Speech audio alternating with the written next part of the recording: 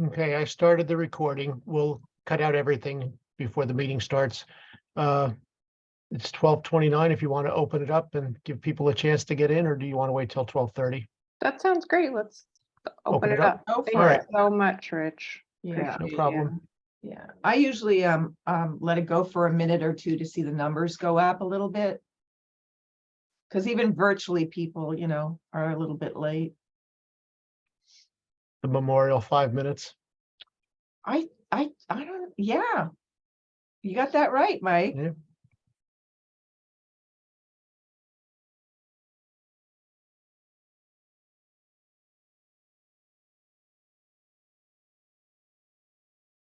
Yeah, we're up to 65, 66, 68, 70.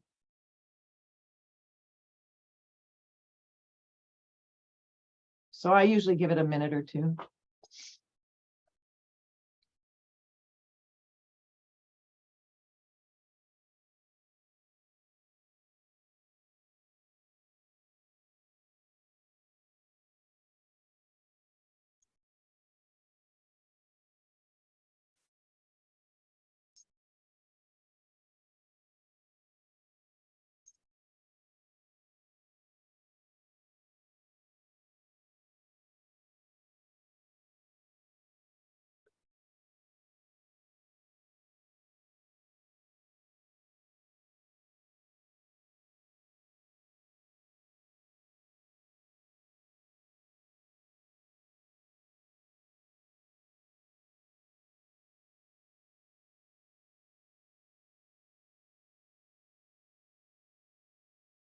Good afternoon, everyone. We're going to get started in a minute or so because there's still quite a few people joining.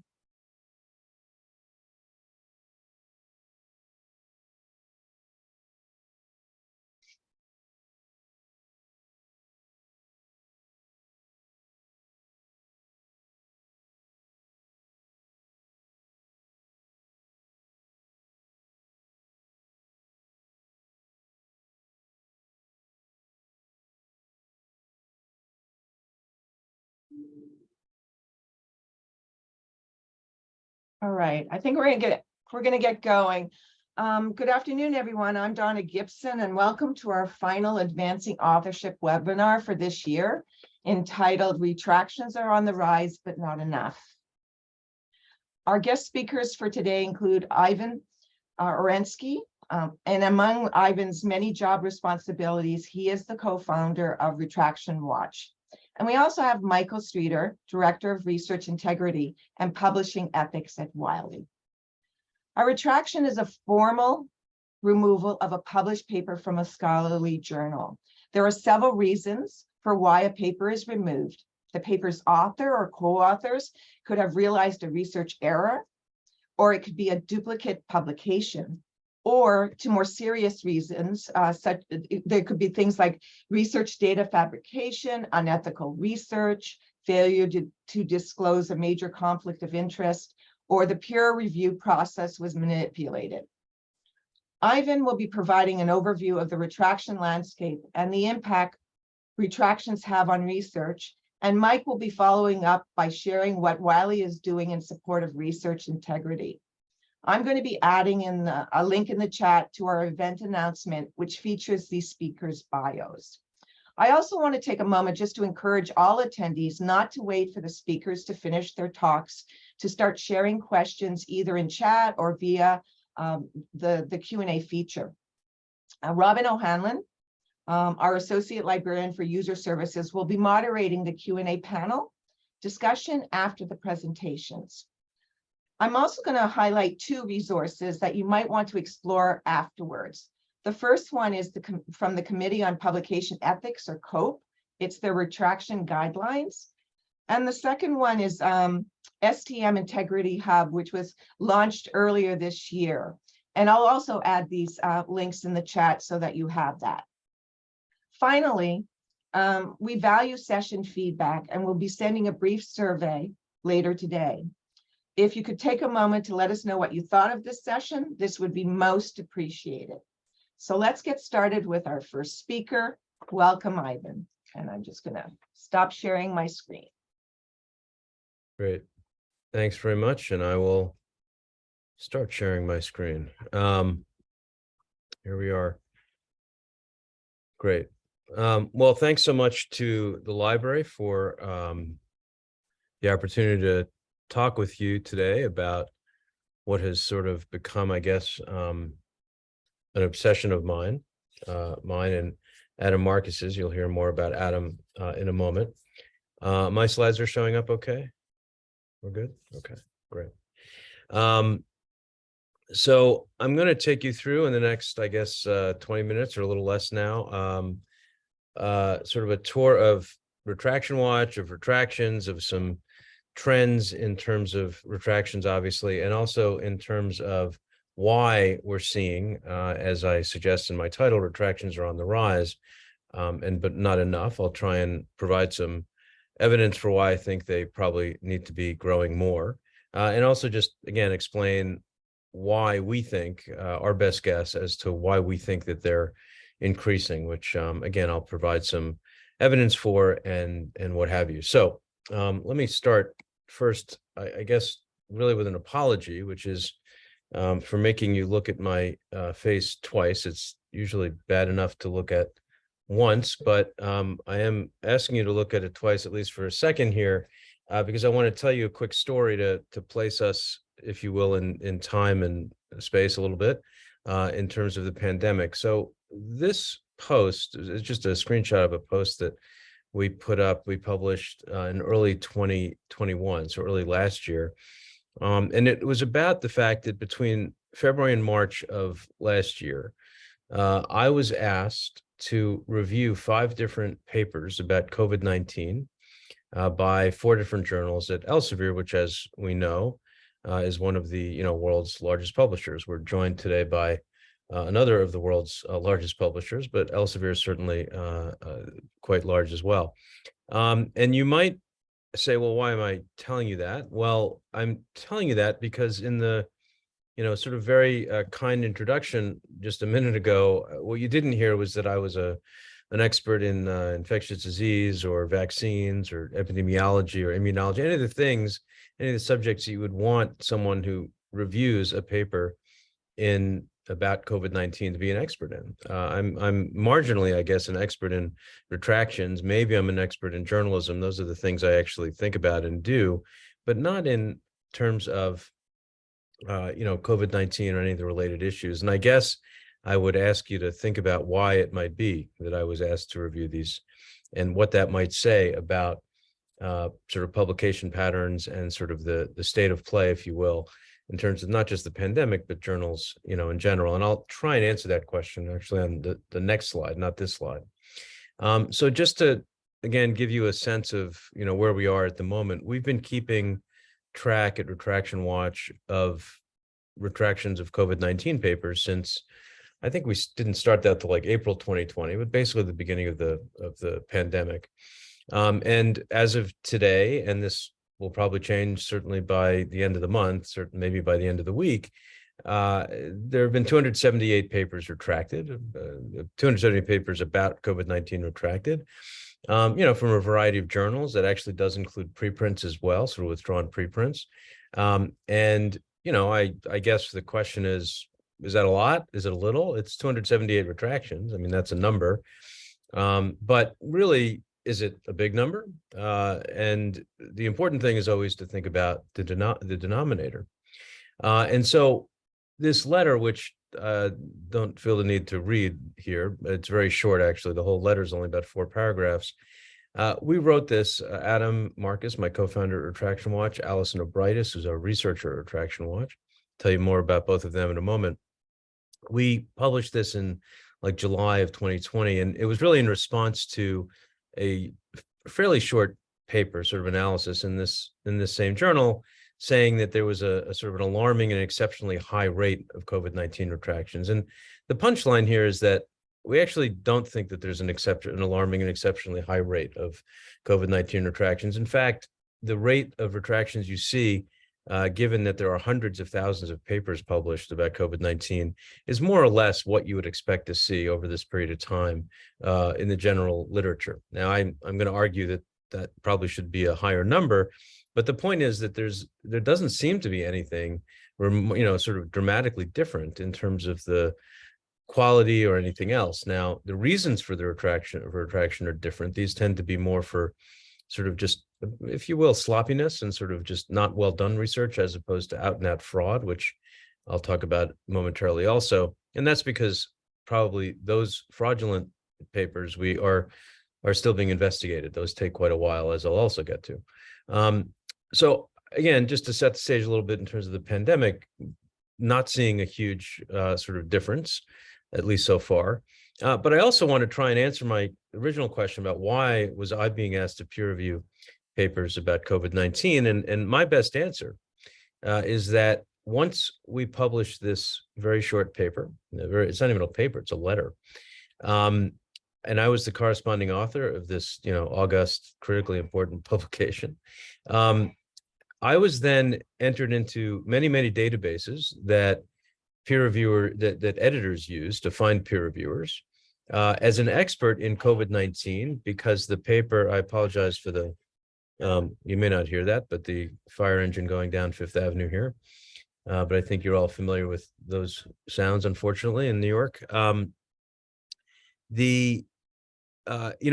therefore in these databases, which are used by editors, sort of an expert because my name appeared next to COVID-19, even though really it's just about COVID-19 retractions. Now, why is that?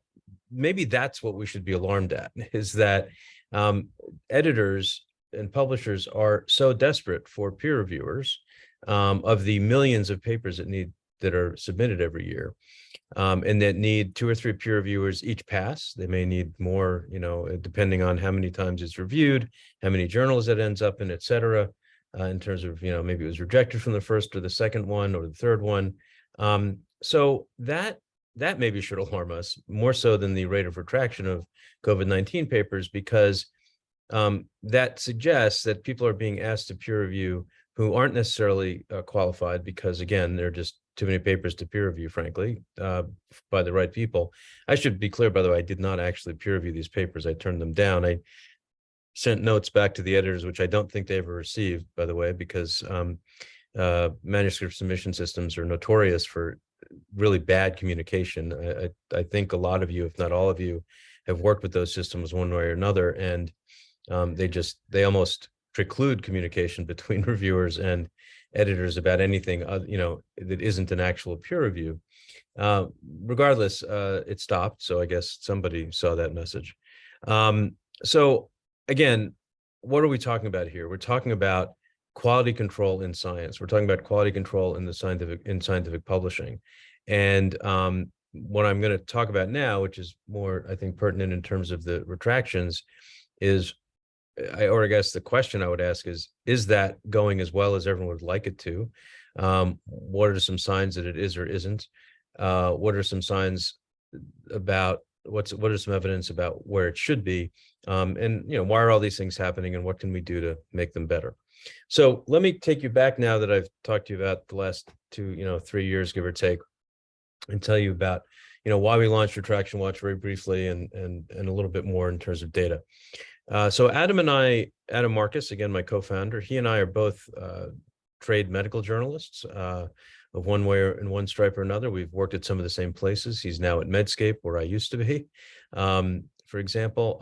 And so we've known each other for some time. In 2010, Adam, over the past year or two before that, had broken a really big story about someone named Scott Rubin. And some of you may have heard about Scott Rubin. He was an anesthesiologist, a pain researcher who was pretty prominent. He was studying celecoxib. So this is Celebrex, which, as you may recall, now has a black box warning. Has had a black box warning on for some time.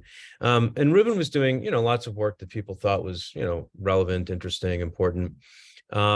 There was only, one small problem, which is that he was making up all the patients in his trials. And, you can see how that, it just gets away from you. You have so many responsibilities, and it's hard you got to get IRB approval, and you got to, do all the, record keeping. And you can see how a little thing like, whether you actually had any patients in your clinical trials, might just slip through. Obviously, I'm being facetious. My wife often tells me that my sense of humor is so dry that she can't always tell, but obviously I'm joking there. This is a pretty big deal. It's such a big deal, in fact, that Scott Rubin ended up retracting 25 papers, although that's the least of his issues. He went to federal prison, actually. I believe he was sentenced to a year, and I don't think he served the whole year. I'd have to go back and check that, but federal prison for charges related to the scientific misconduct. And he paid restitution of a couple $100,000. But this really struck me because no one else was talking about this. Adam broke the story. And the reason Adam broke the story is because he was the editor-in-chief, the managing editor of a trade publication called Anesthesiology News. I often say to people that, you should really subscribe to Anesthesiology News, the magazine for people who put other people to sleep. But for some reason, the publisher hasn't seen fit to use that tagline, but what do I know? So I was very impressed with this. And it struck me that Adam, again, because he knew anesthesiologists, he knew all the editors, he knew the story about how this came to be. I went to him and I said, Adam, what if we start a blog about this? It strikes me that all these retractions are happening, or we thought there were many fewer of them than there actually were. It turns out, I'll tell you a bit about that in a second. But there's stories hiding in plain sight. Journalists love stories hiding in plain sight. You don't even have to get people to leak things to you, or do public records requests, all of which we do, by the way, but you don't even have to do that to get started.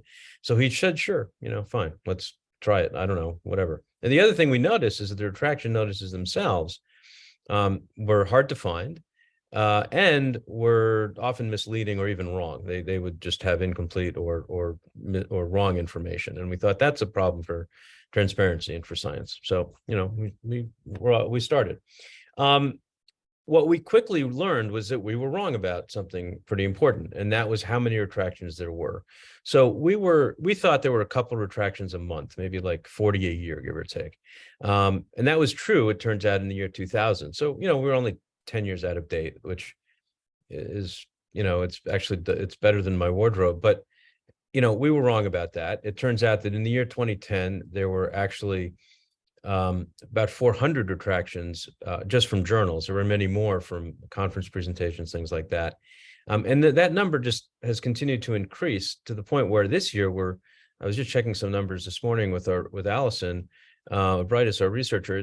We're going to exceed 5,000. I mean, unless some cutoff happens. I mean, it seems pretty clear that we're going to exceed 5,000 this year. So that's a pretty remarkable rise from 40 in the year 2000 to more than 5,000 this year. And I'm going to show you some trend lines on that. So I'll hold off on speaking more about that for a second. But what that led us to realize is that we couldn't keep up with all these retractions. I mean, we just couldn't. With all due respect to my co-panelist here, I'm going to say that publishers, and this remains actually significantly true, publishers just aren't doing a terrific job of either marking papers or getting the metadata to the databases like PubMed or Crossref. If you look at our database now, which you can go and do at retractiondatabase.org, there are more than 37,000 retractions there now. Crossref has a bit more than 9,000. PubMed has about 12,000. Crossref really, if publishers were sending the metadata, based on DOIs, and I'm sorry for some of the audience, if those are sort of acronyms and things, I know that obviously this is part of the library and authorship, that a lot of these things will hopefully be clear to you. Digital object identifiers. In other words, every paper is supposed to have one. Crossref really should have at least the vast majority of those, if not all of them. And so, again, that's sort of another, maybe we can even talk about that in the Q&A. I won't dwell on it too much, but I'll show you some data on it later. Anyway, so you can go there, you can look for whatever you want, but we now have, again, more than 37,000 retractions there. A lot of these were actually mentioned in the introduction, which is great because I don't have to spend any real time on them. I'm just going to sort of show you, and these are not in any particular order, and they're not even necessarily the most important reasons for retraction, but there are a lot of the ones that we tend to cover, although we include everything in the database. You've heard a lot probably about image manipulation recently. Of course, Stanford's president, Mark Tessier-Levine, his work is being investigated for image manipulation. There's been, again, a lot of attention to that. You've heard probably a lot about paper mills too recently. And I don't know if Michael's going to discuss that, but it's certainly something that a lot of publishers are concerned about now, although we've known about them for at least 10 years, probably longer than that. A lot of these are just sort of other reasons. I just want to mention one in particular, fake peer reviews. This is one of our favorite stories still, even though it's actually somewhat old at this point. This is when you actually manage to peer review your own paper by suggesting a peer reviewer who you're basically creating a fake email address for that person. And now this sort of gets industrialized. It gets into paper mills too. But you're actually that person. In other words, you've created a Gmail account for that person, and you end up being able to peer review your own paper. And anyone who's listening, who's watching right now, who's thinking, wow, that's awesome, let me look up how to do that. Please don't. I mean, it's wrong and bad and all of those things, but you'll probably get caught, not necessarily, but probably get caught nowadays.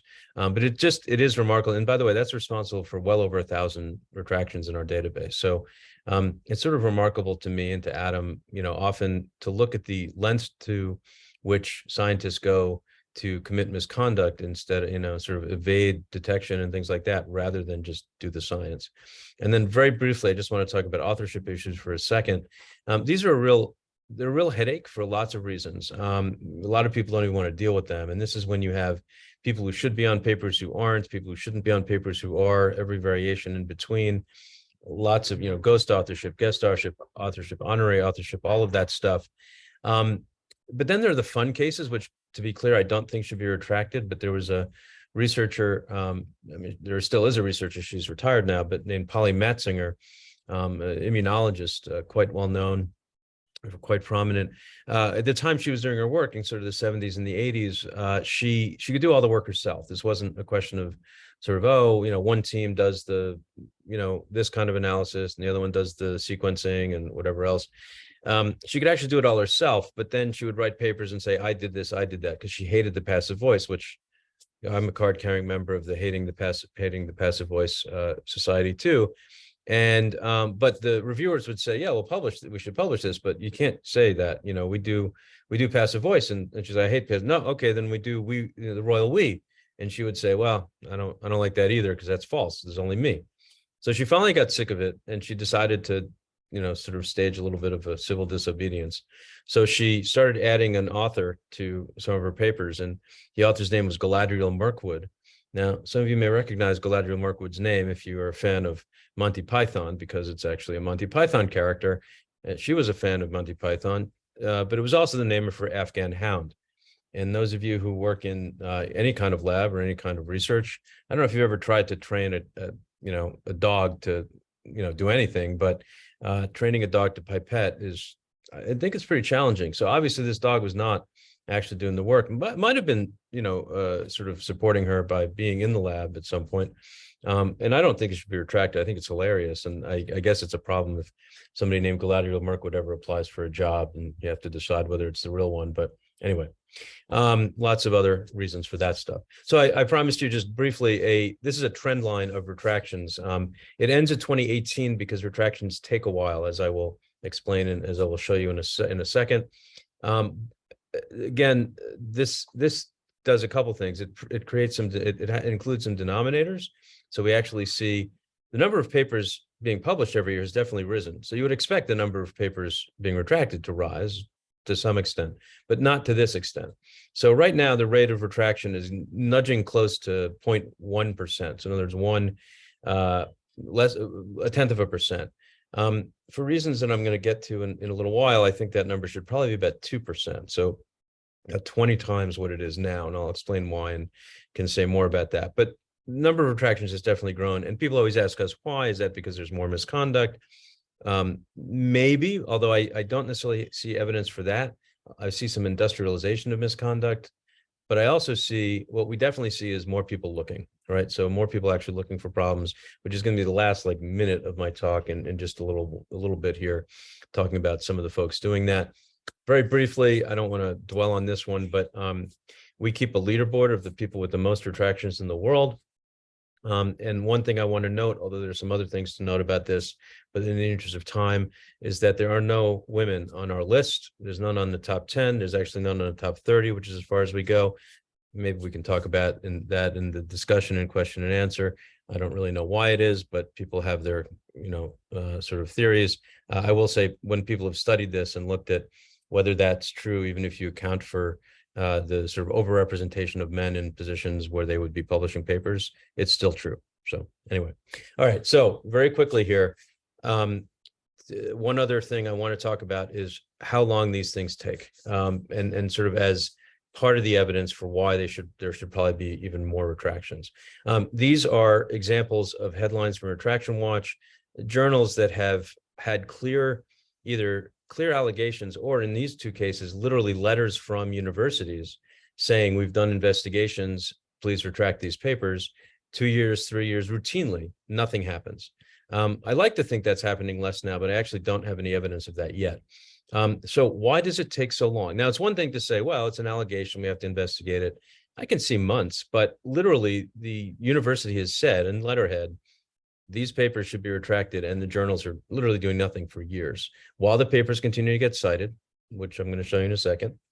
Group of researchers looked at this and they found, when they looked at 36 different papers, and they've got a great track record, these particular researchers, at looking for problems, half the time after a year, the journals hadn't told them anything, or hadn't said what they're going to do, even after a year. Again, they called it slow, opaque, and inconsistent. These things take a really long time. This paper, which you're welcome to look up, by David Allison and colleagues, it was in Nature in 2016. And also this next one by someone whose name you're probably familiar with, Elizabeth Bick. Both of these basically show pretty convincingly that even when there are serious problems, either statistical or image manipulation problems, in the case of Dr. Bick, what her finding these manipulation problems in 20,000 papers, that the rate of retraction should probably be closer to 2%. And other people say even higher than that, but nothing is happening to a lot of these papers. Dr. Bick, you may have seen her op-ed just a couple of weeks ago, where she talked about how many papers she's flagged and how few of them have actually been retracted. She's got the figures in there, but it's very consistent with what I'm talking about. Why does this matter? It matters because more than 95% of the time, okay, papers that are retracted papers continue to be cited. We're talking about authorship here today. You should probably be checking whether the papers you're citing have been retracted. That's made more difficult because, again, publishers aren't marking them or sending them around, sending the metadata. So here are two librarians who have done a lot of work in this area, library researchers as well as librarians, and they found 40% of the time the records didn't indicate for retracted papers that the papers have been retracted. So again, like, what's happening here? If this could explain a lot of why people continue to cite retracted papers. There's other reasons too, but that's a pretty bit of it. This is the closest thing you'll get. I'm a volunteer, we're a nonprofit, but this is the closest thing you'll get to an advertisement. If you want retraction alerts, use EndNote, Papers, Zotero, or use LibQ Nomad, which has a browser extension. They actually all ingest our database, which we welcome any publisher or publishing services company to do. And that way you just get alerts whenever anything in your library, your personal library, is retracted. Okay, so very quickly, because I want to turn things over to Mike here, Michael. Why do we think retractions are on the rise, and what's a good development here, although it's got a little bit of caveat here that we should mention?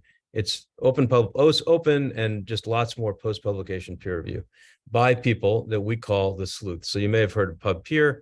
You've almost certainly heard of PubPeer, actually. That has, that's been and I'm on the board of directors of their foundation, I should say, just full disclosure, I'm a volunteer there. That is a big place where a lot of this happens. We call these folks the sleuths. This is not an exhaustive list, but we published this list of sleuths and try and link to sort of stories about them. I talked about Elizabeth Bick. I've talked about David Allison. There are lots of others here. These are the folks actually doing the work. And again, with all due respect to publishers, some of whom now have picked up on some of this and have hired people to do things like this. Most of these people are working for free, much like I am in this particular role. But most of the post-publication peer review is being done by them. Some of the publishers have hired people, as I mentioned, some have hired people to review what the sleuths are doing, but this is where a lot of the work is happening. So I have a couple more examples of them, but I will, and here's actually some publishers who are hiring them. I won't sort of talk through that. Just one other thing that's certainly happening that I don't know if it's really had an effect on retractions, but that some publishers have decided, which we think is a terrific thing, to publish peer reviews. They don't need to be, they can be anonymous, by the way. We actually understand the reasons for that, but it is something to note. And again, people are coming forward. I won't go into detail about this story, but they're doing courageous things like talking about this openly. And, you know, the community, the scientific community is actually recognizing this is a good thing. I'm going to stop there. There's my sort of last slide, just in case you want to get in touch with me, but I'm usually pretty easy to find. Again, thanks for your attention. Look forward to your questions, and I look forward to Michael's presentation.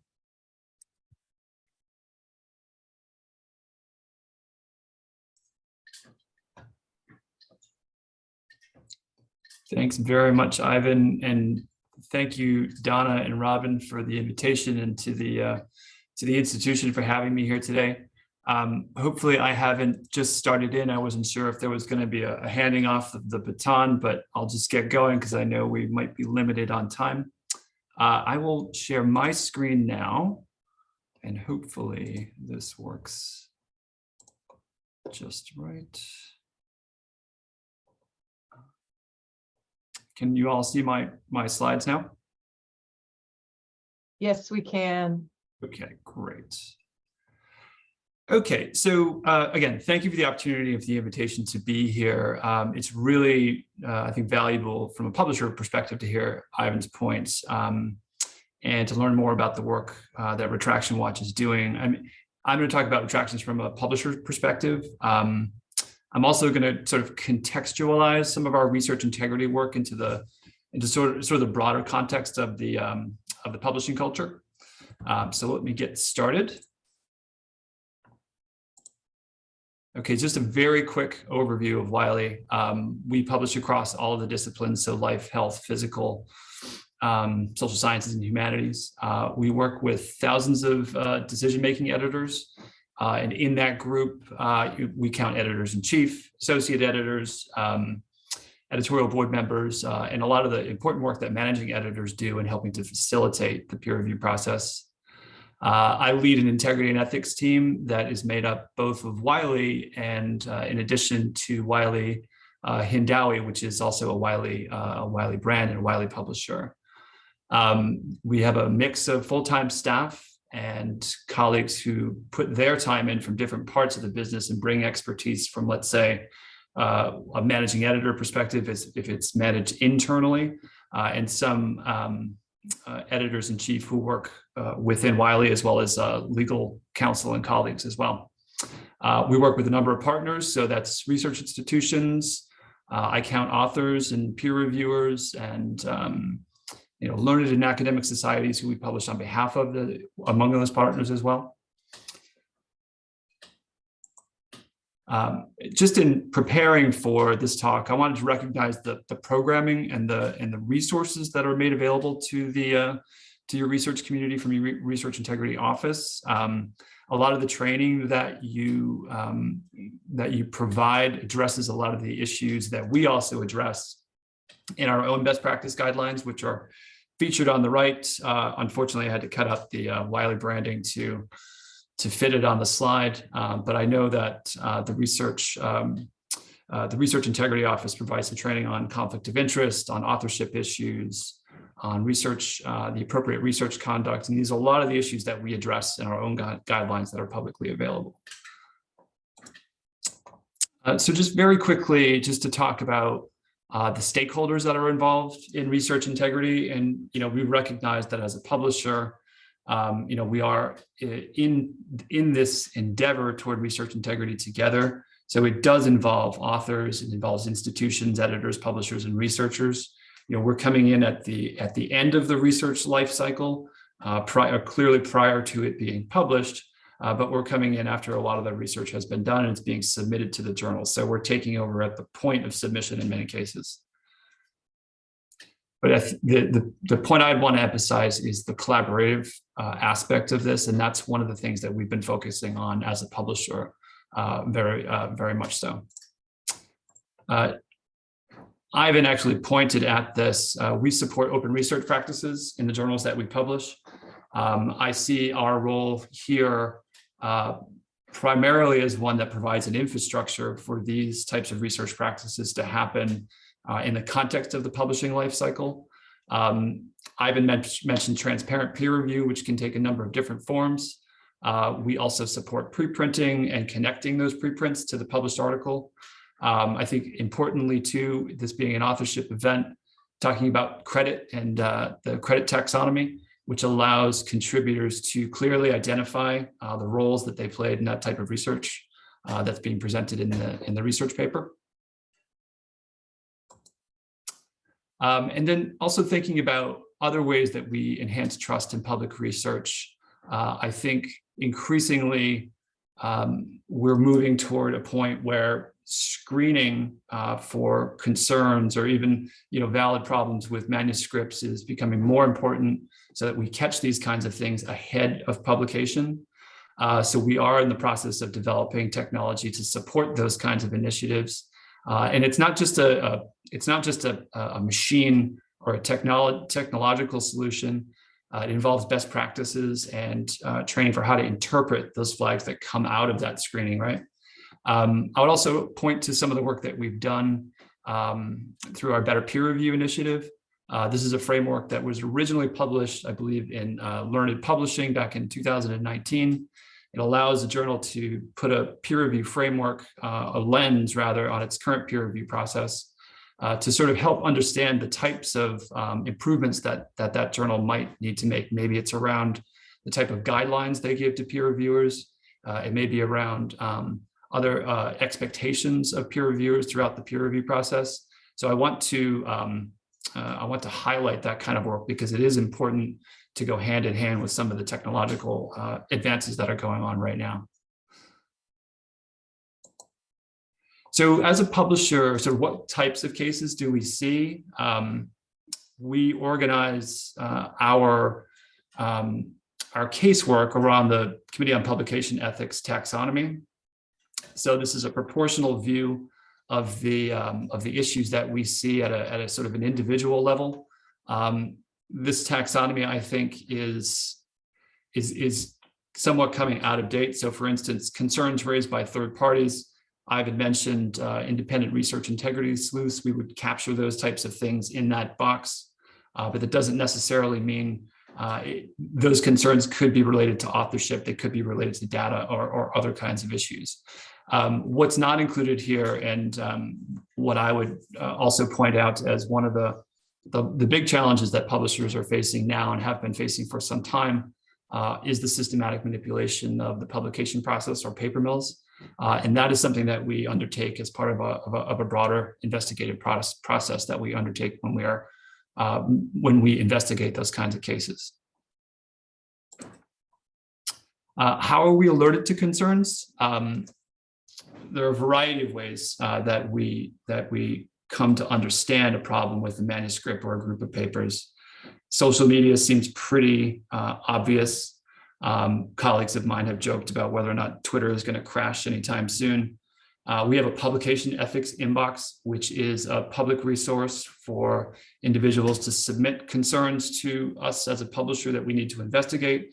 At times, those are done anonymously, and we do uphold that anonymity in the investigative process. A lot of these, Ivan had also mentioned PubPeer for sure, and of course, traditional news outlets and blogs. We do hear from authors directly about concerns with their papers. It could be that they've extended the research that they've already published, and they've recognized that there are errors in those papers, and those are typically filtered into integrity and ethics space, possibly by a journal editor or by a publishing team member who's been alerted to the problem. We hear from editors and editors-in-chief and editorial boards about issues at journals. And we do undertake our own investigation. So in some instances, we might learn of a concern with a specific paper, and that might broaden an investigation to include other papers that are also maybe have a similar concern with them. Institutional investigations, for sure. Institutions have a role to play in evaluating research misconduct. That's not the role of the publisher. I mean, publishers are responsible for maintaining the integrity of the research record. But where institutional investigations are undertaken and an outcome is recommended, we need to act in those cases. I won't dwell too much longer on the last point, but as Ivan pointed out, research integrity experts that are external to the publisher very much provide value in identifying major concerns with things that they've seen in the literature. Others that I'd mention, in addition to those that Ivan referenced, are Jennifer Byrne, who's an oncologist and looks at paper mill issues quite broadly, Anna Albakina, as well as Dorothy Bishop, who's a psychologist in the UK. These are individuals who are actively raising concerns about that they see in the literature. So this slide also feels slightly redundant, but essentially, why do we retract? We retract when the conclusions of a paper are unreliable, and we also retract for a number of the reasons that you could see on this slide, which we had talked about at the introduction, but also, in Ivan's presentation as well. And these are all serious issues that need careful investigation. The one misconception I would clarify about retractions, which more often than not we do run into when talking to editors and to publishing teams at times, is that a retraction does not mean an article is withdrawn from the journal. It doesn't come down offline. The published paper remains in place, but the retraction notice is published and linked to that version of record. So it's important to note that we're not removing a paper from the record when we actually do retract it.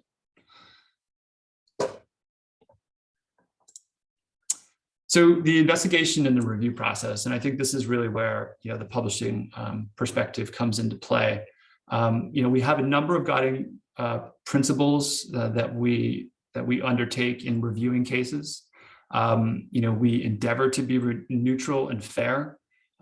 We have, as I said earlier, we have a responsibility to maintain the accuracy of the publishing and the scholarly record, and we do that through the investigation process. There's a lot of stakeholder engagement when we do undertake an investigation. Those stakeholders include publishers, they include the editors of the journals who might be decision makers on those decisions. They include the authors of those papers, and sometimes they include the peer reviewers. They might include the journal owner, so a learned society in some cases.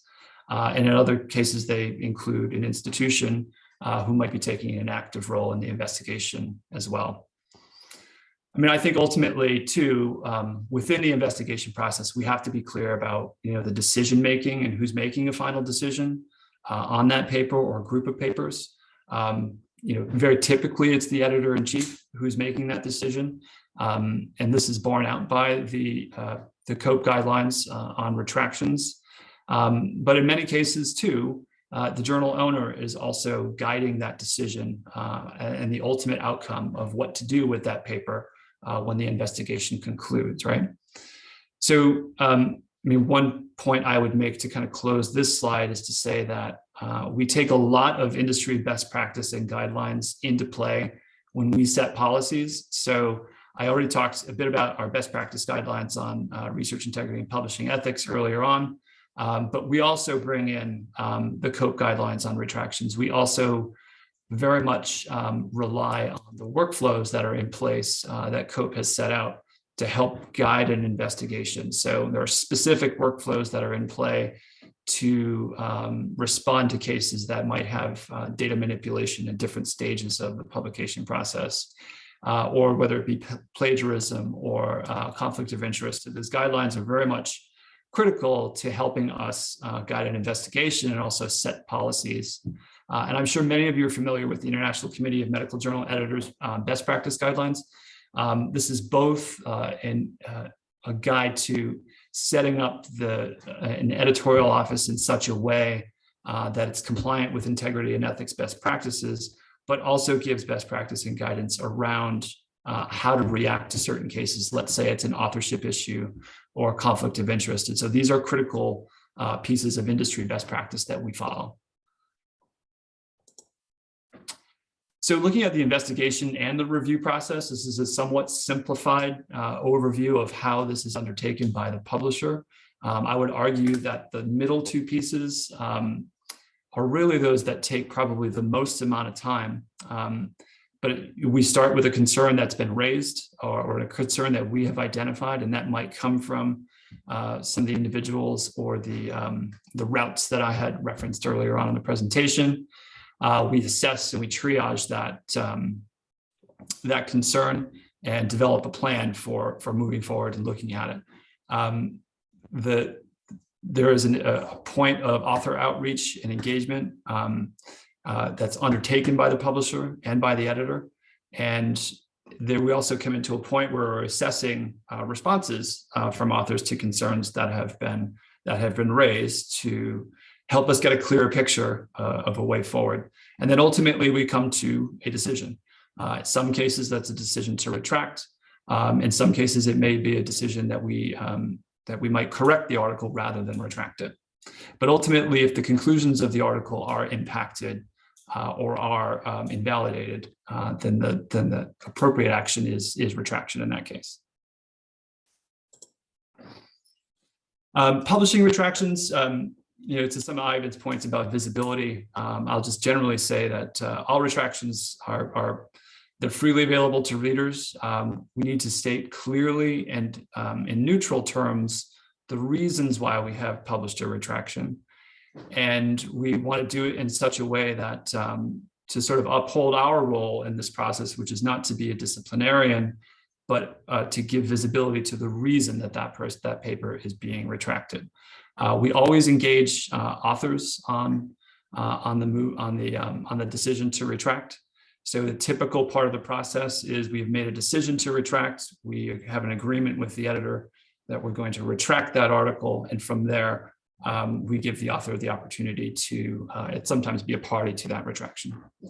Retraction is important, right? They're a permanent part of the research record. They're linked to the published version of record of that article. And we do, I recognize the points Ivan raised about transparency here. We do work to make sure that we're clearly marking retractions. I provided an example on the right of a basic retraction that was done in the early part of 2021. And we, unlike some publishers, we do include retracted in front of that title. And the intent here is to make sure that when someone is trying to cite a paper, that they're made as aware as possible that paper is retracted, right? Many of these numbers, I've listed some points around the numbers of retractions that Wiley has undertaken over the course of the last 4 years. There's an asterisk in 2022 this year because we're not complete with the year yet. And I wanted to give some visibility to the retractions that we have undertaken. One thing I haven't included here is some of you may be aware that Wiley and Hindawi made a decision at the end of September to retract upwards of 500 papers from our portfolio as a result of what we have identified to be compromised peer review. Some of it likely at the hands of systematic publication manipulation or paper mills. And this is, I would say, one of the biggest challenges facing the publishing industry now is this question of fraudulent research and how we tackle that. So this year alone, I know we have seen many publishers who have issued mass retractions as a result of investigations that they've undertaken, either because they've been alerted to them from external sources or have turned their investigations internal. And I think this is going to be an important part of maintaining integrity going forward. And then finally, I will just give some visibility to the National Information Standards Initiative for CREC, which is Communication of Retractions, Removals, and Expressions of Concern. In very quick summary, this is an attempt to standardize the publication of retractions across publishers. such that they're more easily identified within indexes that we're publishing and featuring retractions in a standardized and sort of consistent way to enable more visibility of those retractions in the literature. And I believe, Ivan, actually, that you sit on that committee as well. So I think this is another really good example of a lot of the work that publishers have been engaged in with other stakeholders in the research community to tackle in a kind of a collaborative approach to some of these issues that we're facing. So with that, I will stop there, and I will also stop sharing. Thank you so much, Ivan and Mike. I'm going to get right into our questions because we only have about 11 minutes left. Let's see. So I'm going to start with the Q&A. So one question, this is a question for Ivan. An attendee asked, I'm curious about your thoughts on paying peer reviewers as a possible solution for dealing with. Well, the quick answer is I am well aware of a lot of the arguments about paying peer reviewers, and there's a James Heathers, who's a pretty well-known sleuth, has published something saying, not making up a number, but sort of composing a number of $450 for per peer review. I guess I'm thinking that there needs to be some sense of the value of peer review, and I think a lot of these arguments are, and again, with respect to the for-profit publishers, on the panel today, sort of they're looking at the massive profits that these companies make, and looking at the fact that peer review is done for free, and sort of that math doesn't add up for them. And I'm sympathetic to that. Yes, it's part of the sort of academic contract, if you will, kind of idea that but I think that there has to be some way to incentivize good peer review. But I think that maybe a better answer, and this sort of gets to also like thinking about the demand problem rather than the sort of supply.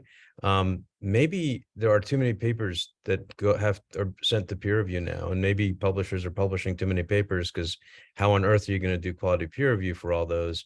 That line of questioning doesn't usually get me very far, given the business models. But I think that's another way to sort of think about this. Great.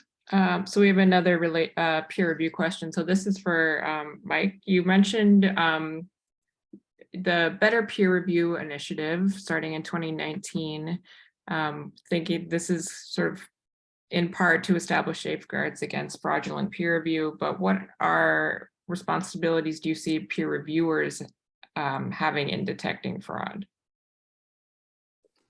Yeah, I mean, I'll clarify that the Better Peer Review Initiative is not specific to identifying fraud. It's really a way for journals to possibly improve or modernize their peer review processes, right? So the framework is in place as a way to sort of go through that checklist.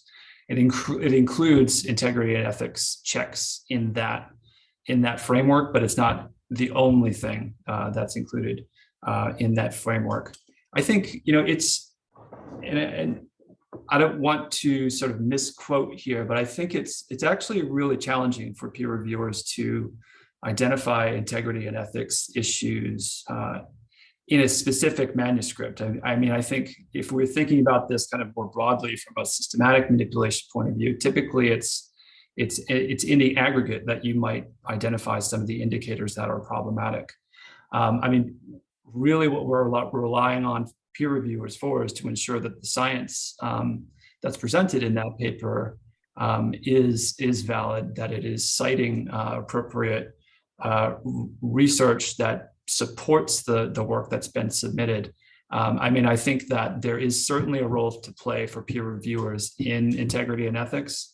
And what we would encourage peer reviewers to do is, if they identify problems in a paper that do potentially come into that space, that they're notifying the editors in chief of those issues, so that we can properly manage them. And we have had cases of this where peer reviewers have played, a very critical role in identifying some of these issues. And I think, and not to misquote Elizabeth Bick, but I think that she has said that even for peer reviewers, it's hard for them to spot issues of image manipulation, whereas she has sort of very much a trained eye towards spotting these things in the papers that are published. Great, thank you. This is kind of like an interesting philosophical question. A lot of the discussion of retractions I see focuses on science and medicine, with a lot less on social science and humanities. Is there a reason for this? I guess either of you could answer that. Yeah, I mean, there's sort of part of it is the lens that people have. The fact is that sort of the life sciences, more specifically, and maybe other sciences, they get more attention. I mean, look at the last 3 years. So there's just more attention, and attention and scrutiny is absolutely correlated with the number of retractions in a particular field. It just it has, there are other things it's correlated with, like whether or not journal editors are paying attention and things like that, but it definitely is there. And so, and frankly, there's a little bit more. This is not to impugn the humanities in any way. I'm a writer, for goodness sake, but the sort of, if you get something wrong about a treatment for X disease, oncology, for example, since we're at Sloan Kettering today, that has a lot more import than, it has a lot more import than whether we got something wrong in the sky about stars, and also about something in the humanities. And that's not a value judgment about what's important. It's a value judgment about the impact. So there's all of that, but it's also true that, if you look at some of the major journals that are sort of more general, something like 80% of what they publish is in the life sciences. So there's just, there are a lot of reasons for that. The reasons for retraction tend to be different in the different disciplines. You're not going to have image manipulation if you don't have images, right? So in the humanities, we tend to see a lot more plagiarism. There's someone who we consider sort of a well-known sleuth, at least to us, Michael Doherty, who has found, seemingly endless plagiarism in the philosophy literature, and in particular in the sort of religious studies literature. He's actually at Ohio Dominican, I think is the name of the university he teaches at. So the reasons are different, but it's no less important. It's just those are probably the reasons you're seeing more discussion in certain fields. Yeah, I would absolutely agree with what Ivan said. The other reasons we do at times see retractions rather, and in some cases withdrawals due to copyright issues have to do with authorship. We do see authorship disputes come in, and which is not typically a reason for retraction, but it could be a reason for withdrawal because someone might not have had the right to proceed with that paper to submit it. And we have had some cases where we see authors, again, this is another authorship issue, where they're showing up in different disciplines, and it doesn't make sense it seems as though that authorship is potentially being sold openly for consumption of that article. So just a couple points to add to Ivan's response. Great, thank you.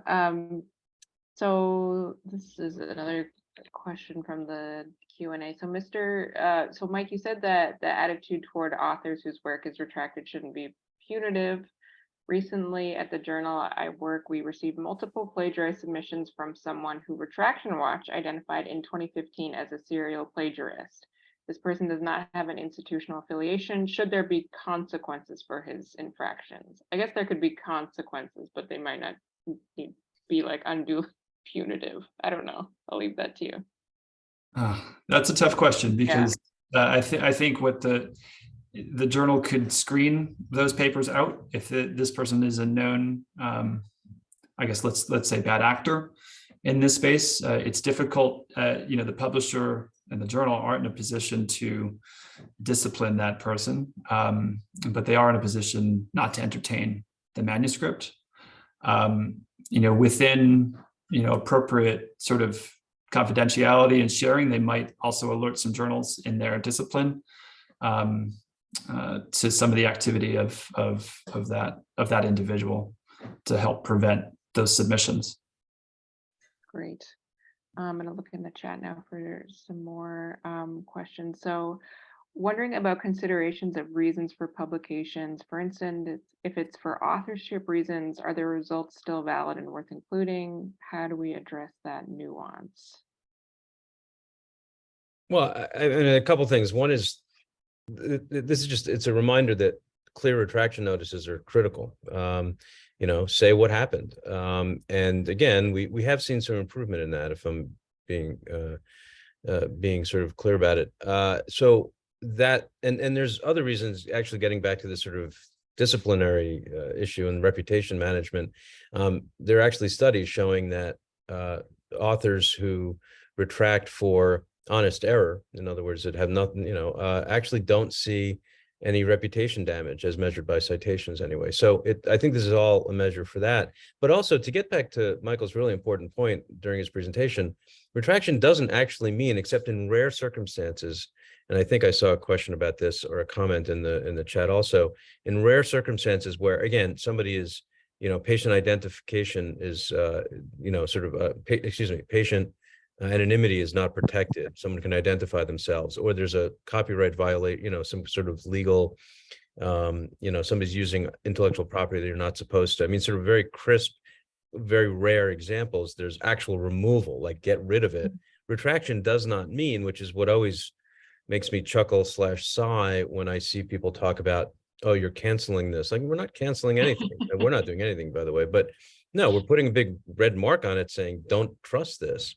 So if a retraction notice is clear and it says there's an authorship issue that we decided as a publisher to retract based on, but there's nothing wrong with the data, then fine, people should do whatever they want with it. They should probably, you know, cite it with a retracted, you know, bracket or something like that next to it, and be clear that way. But, you know, the data. Now you get into other thorny issues, ethical, philosophical issues about sort of data that are, you know, they're correct, but they were obtained somewhere between highly unethically and illegally, of course, that this happens as well. There are other questions about that, which, you know, bioethicists have talked about for decades, which are interesting. But in the case where there's nothing wrong with the data and just an authorship issue, you know, I mean, researchers should do as they see fit. Thank you so much. We're right at 1:30. So I want to thank both our speakers so much for these insightful presentations. There will be a recording available if you've registered for the webinar, you'll be able to view it. So, and please also do remember to fill out our brief survey that you will get automatically after the session ends. Donna, did you have anything else to add? I'll hand it back over to you. Thank you so much. The only thing I want to add is happy holidays. And again, thank you to both Ivan and Michael for great talks. Really appreciate this. Happy holidays, everybody. Thanks again. Yes, Bye, thank you. everyone. Thanks for having me. Take care. Bye.